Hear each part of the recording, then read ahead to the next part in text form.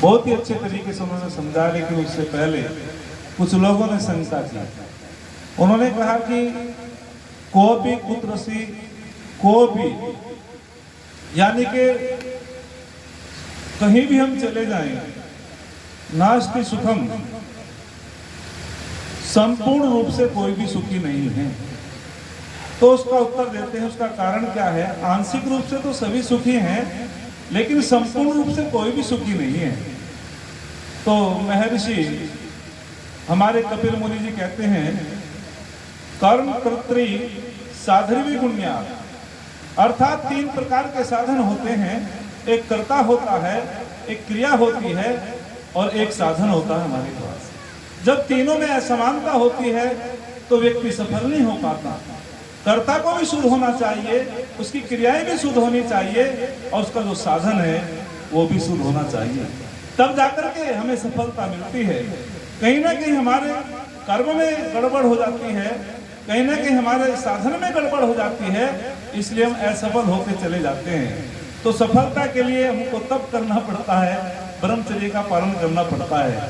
तो मैं आपके बीच में बता रहा हूं, जो 19वां सूत्र दिया चतुर्थ अध्याय का महर्षि कपिल जी ने सांख्य दर्शन में, तो वे कहते हैं सफलता के लिए हमें क्या करना पड़ता है। तो वे बहुत सुंदर बात बताते हैं, और जो हमारे गुरुकुल की छात्राएं हैं उनको बहुत ध्यान पूर्वक सुननी पड़ेगी। तो जो गुरुकुल की हमारी छात्राएं हैं सबके लिए ही ग्राह्य है। तो महर्षि कपिल जी कहते हैं, परिणति ब्रह्मचर्य, हाँ जी, परिणति ब्रह्मचर्य उपसपाणी कृत्वा सिद्धिर बहुकालात्। तो वे कहते हैं कि सबसे पहली शर्त बताते हैं महर्षि कपिल, परिणति, यानी कि हमको नम्र होना चाहिए। अपने गुरु के प्रति हमें नम्रता होनी चाहिए, पूर्ण श्रद्धा होनी चाहिए गुरुओं के प्रति, आचार्यों के प्रति। जब तक हम में नम्रता नहीं होगी, विनय ही मनुष्याणाम भूषणम, विनय ही मनुष्यों का सबसे बड़ा आभूषण होता है, तो हम किसी भी प्रकार की सिद्धि को प्राप्त नहीं कर सकते। तो जब गुरुकुल में आचार्य अपने ब्रह्मचार्य ब्रह्मचारिणियों को आज्ञा देता है तो नम्र होकर उनकी आज्ञाओं का पालन करेंगे तो निश्चित रूपेण हमको सफलता मिलेगी। और फिर दूसरी शर्त बताते हैं ब्रह्मचर्य, अर्थात जो ब्रह्मचर्य का पालन करता है, ब्रह्म और चर्य 2 शब्दों से मिलकर के बना है। ब्रह्म कहते हैं, ब्रह्म का अर्थ होता है जो अपने क्षेत्र में बड़ा है, और ब्रह्मा, ब्रह्म सत्यात प्रकाश में स्वामी जी ने इन शब्दों की व्याख्या की है। तो ब्रह्म का अर्थ है जो अपने क्षेत्र में बड़ा है। ब्रह्म को कई अर्थ होते हैं ब्रह्म के। ब्रह्म परमात्मा को भी कहा गया है, ब्रह्म आत्मा को भी कहा गया है, ब्रह्म अन्न को भी कहा गया है, ब्रह्म जो है वेद को भी कहा गया है, और ब्रह्म जो है ओज को भी कहा गया है।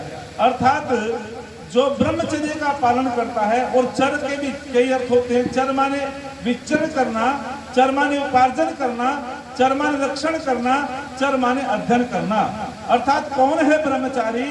जो ब्रह्म मुहूर्त में उठ करके ब्रह्म की उपासना करता हो, जो गुरुकुल में वेद का अध्ययन करता हो, जो आचार्य के सानिध्य में बैठ करके ज्ञान का उपार्जन करता हो, और जो अपनी शक्ति का रक्षण करता हो, निश्चित रूपेण वो सफल हो जाता है अपने जीवन में। वो विद्या प्राप्त कर लेता है, वो मोक्ष के लिए तैयार हो जाता है, वो सिद्धि के लिए तैयार हो जाता है। तो ये ब्रह्मचर्य दूसरी शर्त बताई। जो ब्रह्मचर्य का पालन करेगा निश्चय से उसको सफलता मिलेगी। बिना ब्रह्मचर्य के पालन के कोई विद्या को ग्रहण नहीं कर सकता, विद्या को प्राप्त नहीं कर सकता। और तीसरी बात बताते हैं कि गुरु के समीप रहना, अर्थात अपने गुरु के अंतर्मन होना। जो व्यक्ति देखो गुरुकुल में अंत्यवासी भी कहते हैं, गुरुकुल में ब्रह्मचारी भी कहते हैं, गुरुकुल के ब्रह्मचारियों को तपस्वी भी कहते हैं। तो तपस्वी उसे कहते हैं द्वंद्वम सहनम तप, अर्थात जो सुख दुख में सब रहता हो, हानि लाभ में सब रहता हो, उसी का नाम तपस्वी होता है। और जो तप नहीं करता उसको संताप करना पड़ता है। तो हम सबको समझना चाहिए कि वही व्यक्ति अपने जीवन में सफल हो सकता है जो ब्रह्मचर्य का पालन करता है और अपने गुरु के अंतर्मन हो जाता है, अपने गुरु के हृदय में बस जाता है, उसकी आज्ञाओं का पालन करता है, अंतर्मन हो जाता है, अंतर्वासी हो जाता है। ऐसा छात्र निश्चित रूपेण सफल होता है। और आगे कहा कि बहुकालाद सिद्धि बहुकालाद, अर्थात लंबे समय तक गुरु के पास रहना पड़ता है। एक व्यक्ति हमारे पास आया भ्राता जी, और उसने कहा कि जी हमें तो कोई व्यक्ति ऐसा नहीं मिला जो योग की शिक्षा दे दे, परमात्मा की साधना कैसे करें। मैंने कहा स्वामी सूर्यवंशी महाराज के पास चले जाओ, स्वामी करमवीर जी के पास चले जाओ। बोले सबके पास चला गया मैं तो, मेरी कहीं भी शंका का समाधान हुआ ही नहीं।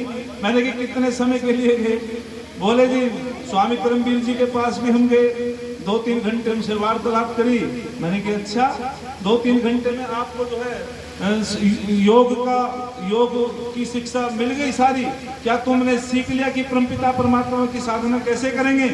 तो कहने का मतलब ये है सिद्धि बहुकालाद, अर्थात लंबे समय तक अभ्यास करना पड़ता है, गुरु के सानिध्य में रहना पड़ता है, तब जाकर के वो सिद्धि प्राप्त कर सकता है। और जो जल्दीबाजी सोचता है कि करना कुछ ना पड़े, पुरुषार्थ करना ना पड़े, मेहनत करनी ना पड़े और तू बहुत बड़ा योगी हो जाए, ऐसा बिल्कुल नहीं हो सकता। बिना पुरुषार्थ के, बिना मेहनत के बार बार अभ्यास करना पड़ता है, लंबे समय तक रहना पड़ता है। ऋषि दयानंद का उदाहरण बहुत अच्छा है। स्वामी दयानंद अपने गुरुजी के सानिध्य में लंबे समय तक रहे और गुरुजी की आज्ञाओं का पालन करते थे, नम्र स्वभाव से रहे। कहते हैं कि एक बार स्वामी जी ब्रजानंद जी के पैरों में कोई कचरा चुभा और उन्होंने दयानंद को बुला करके कहा कि तूने सफाई नहीं किया आज आश्रम की कुटिया की और उसकी पिटाई की। तो स्वामी दयानंद ने कहा कि गुरुवर ये मेरा शरीर तो वज्र हो चुका है और आपके हाथों को आपको बड़ी पीड़ा लगी होगी, लो डंडा लो, इससे मेरी पिटाई करो। दयानंद के उस विनम्र स्वभाव को सुन करके ब्रजानंद जी भी बहुत प्रभावित हुए। शिष्य हो तो स्वामी दयानंद जैसा हो तो निश्चित रूपे आगे चल करके स्वामी दयानंद एक महर्षि बना, लेकिन वो अपने गुरु की आज्ञाओं का पालन करके बना। उसमें विनम्र स्वभाव था, ब्रह्मचर्य का पालन किया। तो मैं समय का अतिक्रमण न करते हुए तो आगे सूत्र में कहा तद्वत, अर्थात फिर जो इन नियमों का पालन करता है वो कैसा बन जाता है? इंद्र जैसा, अर्थात वो इंद्र जैसा बन जाता है। इंद्र देवताओं का प्रतिनिधित्व कर रहा था और विलोचन जो है राक्षसों का। दोनों को शंका हुई। एक प्रजापति नाम के आचार्य थे और उनके पास जाकर के उन्होंने आत्म तत्व की शिक्षा लेनी, शंकाओं का समाधान करने के लिए गए और कहने लगे आचार्य जी आत्मा क्या है, आत्मा का स्वरूप क्या है? तो आचार्य जी ने कहा कि 32 वर्ष तक ब्रह्मचर्य का पालन करना पड़ेगा। वो या कि सिद्धि बहुकालाद, लंबे समय तक रहना पड़ेगा। उन्होंने 32 वर्ष तक तप किया और विलोचन ने कहा जी बताओ आत्मा के बारे में बताओ। तो उन्होंने कहा ये जल है, इसमें देखो तुम्हें क्या दिखाई दे रहा है कि इसमें प्रतिबिंब दिखाई दे रहा है, इसमें तो मेरा शरीर दिखाई दे रहा है। तो विरोचन ने शरीर को ही आत्मा मान लिया। मैं व्याख्या तो बहुत बड़ी है लेकिन कभी मौका मिलेगा फिर बता दूंगा। तो उसने अपने शरीर को ही आत्मा मान लिया और जाकर के अपने लोगों में कह दिया खाओ पियो मौज करो, ये शरीर ही आत्मा है, इसके लिए जो कुछ करना है करो। लेकिन इंद्र को शंका हो गई कि शरीर तो नाशवान है, शरीर का तो नाश होने वाला है और आत्म तत्व तो जो है वो तो उसका विनाश नहीं होता, आत्मा तो अजर अमर सत्ता है। तो वो दोबारा से फिर गुरु के पास जाता, आचार्य के पास जाता है। तो जब आचार्य ने कहा था कि शरीर के नष्ट होने पर जो नष्ट न होता हो, शरीर के अंधे होने पर जो अंधा ना होता हो, शरीर के पंगु होने पर जो पंगु ना होता हो, वो आत्मा है।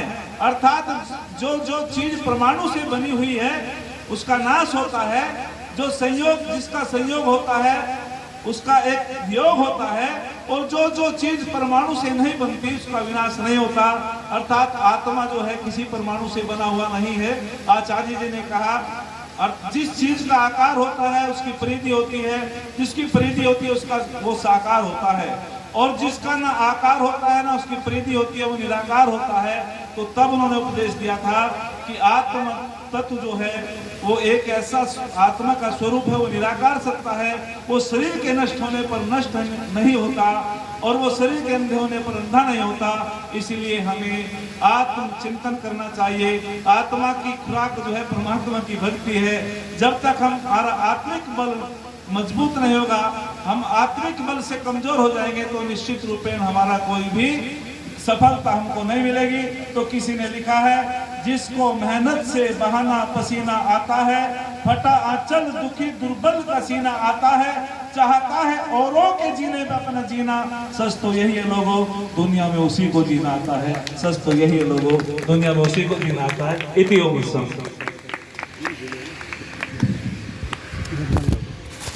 बहुत बहुत धन्यवाद।